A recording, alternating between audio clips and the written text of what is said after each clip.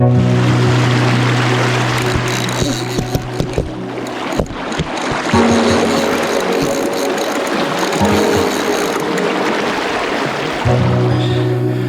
it is. Beautiful fish.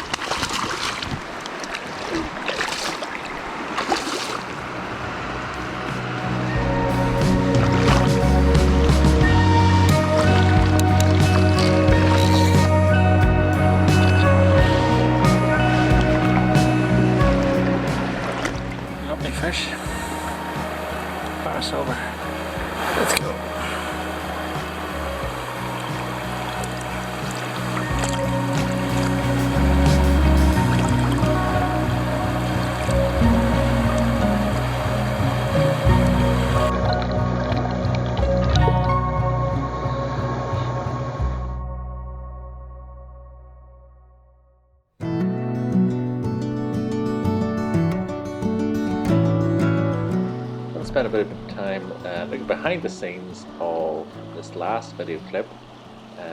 As I've said before, oftentimes things happen so fast in salmon fishing, you don't really realize, well, what actually happened, or why did that happen, or why did that not happen. So I always find it's useful just to look back and to try to sort of work out what exactly has happened, and hopefully, yeah, we'll chat through some of this last clip, and hopefully some of the things will be useful you can put into practice or in your own fishing. So just by way of setting the scene, this is July time, just the day after a good spate. So at this time of the year, a good spate will tend to bring in fresh grilse into the pools. And as you can see here, I'm fishing this streamy water. I've said that throughout the other clips. It's the streamy water at the heads of the pools that I'm concentrating on. And you can see in this particular pool, the main flow is coming down this top part here, and then actually undercuts the left-hand bank. It's actually quite deep there. We've got a tree, so it's quite a tricky pool to fish. And yes, I'm concentrating on the top of the pools. That gives the fish a bit of cover. Whenever the water does start to run off, the fish can become concentrated in particular parts of the pools. That streamy water tends to be more oxygenated, attracts the fish, and also the fish if they are running, they sometimes will pause at the top of the pool and will work out, is there enough water for me then to continue running up the river. So it's a good place to target the fish when the water is that wee bit lower. And also the added advantage, the streamy water also gives the angler a bit of an advantage, gives them a bit of cover as well. So as you can see here, I'm fishing down this particular pool.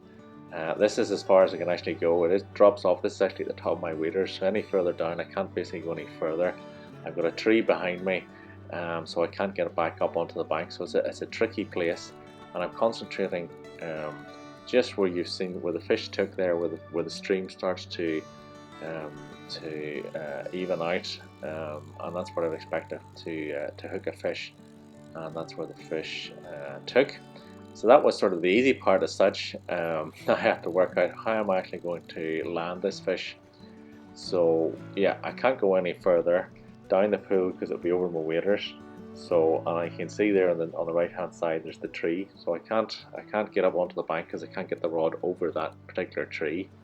So the only thing I can do really is I'm going to have to work my way across the river, which is easier said than done. You can see that there's quite a flow, and actually there's a bit of a drop off here as well, so it's quite a tricky place to try to navigate. And you can see the strength of the current there, and then sod's law, as these things tend to happen, midway through across the stream, and the fish decides to become quite active. So it doesn't rain but it pours, as they say. But I do make my way across slowly but surely to the far bank. And once I'm over there, it's a very different pool. And as I say, you can see there, you can see that tree, you can see where the far bank, the current has undercut that far bank. But this side here, it's a nice shelving, gravelly side, so it's much easier to land the fish. And yeah, so it's whenever I always hook a fish, I will always look to see, well, where is the best place that I can land a fish, and also being mindful, if you hook one fish there may be other fish in the pool. So in this case I didn't have any option, but sometimes it does pay to think about, yes, you don't want to disturb other fish that might be in the similar lie. But as I say, in this case I had no option, and as you will have seen then, I went on to land the fish. So hopefully that's a wee bit of an insight in terms of how I fished that particular day. As I say, the day after a good spate can be good. Fish will tend to be in the pools, they won't tend to run.